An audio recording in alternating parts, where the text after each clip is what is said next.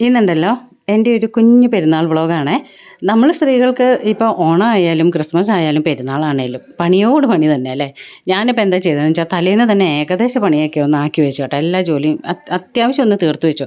കാരണം എന്താ വെച്ചിട്ടുണ്ടല്ലോ, ഞാൻ ഇത്തവണ ഈദ്ഗാഹിന് പോകുന്നുണ്ട്. ആദ്യമായിട്ടാണ് കേട്ടോ ഞാൻ ഈദ്ഗാഹിന് പോയത്. എനിക്ക് എപ്പോഴും ആഗ്രഹമുള്ളൊരു കാര്യമായിരുന്നേ. പക്ഷേ ഇവിടെ ഇക്കാക്കും വാപ്പിക്കൊക്കെ എന്താണെന്ന് വെച്ചിട്ടുണ്ടെങ്കിൽ സ്വന്തം മഹലിൽ തന്നെ പെരുന്നാൾ നിസ്കാരം കൂടിയിട്ട് ഇക്കാട് ഉമ്മിച്ചിയുടെ കബറെങ്കിലും ഒക്കെ പോയി ഇതുമായിരുന്നു അങ്ങനെ വരുന്നതാണ് ഇഷ്ടം. അപ്പോൾ അതുകൊണ്ട് ഞാനങ്ങനെ പോവാറില്ലായിരുന്നു. അപ്പോൾ ഇത്തവണ വിളിച്ചിട്ട് എന്നോട് പറഞ്ഞു, ഇത്തവണ നമുക്ക് ഈദ്ഗാഹിന് പോയാലോ എന്ന് പറഞ്ഞു. അപ്പം ഞാനും പറഞ്ഞു എന്നാൽ ഞാൻ വരുന്നുണ്ടെന്ന് പറഞ്ഞ് 6:30 ആയപ്പോൾ ഞങ്ങൾ വീട്ടിൽ നിന്ന് ഇറങ്ങി. ഇത്തവണ എന്താണെന്ന് വെച്ചാൽ കോട്ടയത്ത് തിരുനക്കര മൈതാനത്താണ് സാധാരണ നടക്കാറ്. പക്ഷേ ഇത്തവണ അവിടെ ഉത്സവം നടക്കുന്നത് കാരണം നാഗമ്പടത്തെ നെഹ്റു സ്റ്റേഡിയത്തിലായിരുന്നേ. അപ്പോൾ ഞങ്ങൾ ചെല്ലുമ്പോൾ ആരും വന്നിട്ടില്ല കേട്ടോ. അപ്പോൾ ഞങ്ങളൊക്കെ കൂടിയിട്ടാണ് പായൊക്കെ അവിടെ സെറ്റ് ചെയ്തതും. അത് കഴിഞ്ഞ് പെട്ടെന്ന് ആളുകളൊക്കെ വന്നു, നിസ്കരിച്ചു. നിസ്കാരം കഴിഞ്ഞ് ഞങ്ങൾ വീട്ടിലെത്തി. ഞാൻ വന്നൊരു 15 മിനിറ്റ് കഴിഞ്ഞിട്ടാണ് കേട്ടോ ഇക്കായും വാപ്പിയും മോനും ഒക്കെ പള്ളിയിൽ നിന്ന് തിരിച്ചു വന്നത്.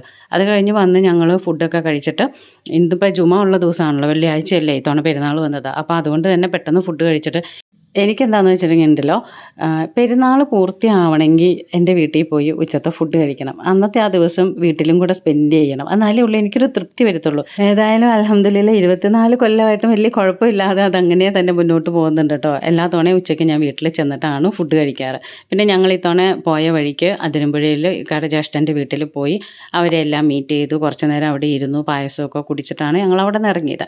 അവിടെ നിന്ന് പിന്നെ ജുമായുള്ളത് കൊണ്ട് ഒത്തിരി നേരം അവിടെ ഇരുന്നില്ല കേട്ടോ. അല്ലെങ്കിൽ എന്താ വെച്ചാൽ വീട്ടിൽ അവിടം വരെ ഓടി എത്തണമല്ലോ. കോട്ടയം ടു മൂവാറ്റുപുഴ എങ്ങനെയൊക്കെ പോയാലും ഒരു 1.25 മണിക്കൂർ എടുക്കും. അങ്ങനെ ഞങ്ങൾ ഓടിപ്പിടിച്ച് മൂവാറ്റുപുഴ എത്തി. മൂവാറ്റുപുഴ എത്തുമ്പോഴേ ഇവരെന്നെ കളിയാക്കുവേ, എൻ്റെ സ്ലാങ് മാറുമെന്നാണ് പറയണത്.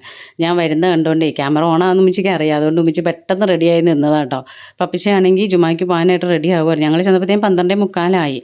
പിന്നെ ഇക്കാക്കായും ഇത്താത്തായും വരും, അവരവിടെ എത്താറായി, വീട്ടിലേക്ക് എത്താറായി എന്ന് പറഞ്ഞുകൊണ്ട് ഞങ്ങൾ കുറച്ച് നേരം വെയിറ്റ് ചെയ്തേ. അപ്പോഴേക്കും ഉമ്മിച്ച് കറിപ്പായസം തന്നു കേട്ടോ. നമ്മുടെ ഇവിടെയൊക്കെ ഉണ്ടാക്കുന്ന ഒരു സംഭവമാണ് ഈ കറിപ്പായസം. അതിനകത്ത് കുറച്ച് പപ്പടവും കൂടെ പൊടിച്ചിട്ടിട്ട് ഇങ്ങനെ കഴിക്കും. നല്ല ടേസ്റ്റാണ്. ആ ഒരു പെരുന്നാൾ പൂർത്തിയാവണമെങ്കിൽ ആ കറിപ്പായസം കുടിച്ചെങ്കിലേ ഉള്ളൂ. പപ്പിച്ചിയുടെ അനിയന്മാരൊക്കെ വരും കേട്ടോ ഇത് കഴിക്കാനായിട്ട്. അനിയന്മാരും അനിയന്മാരുടെ മക്കളും എല്ലാവരും വരും.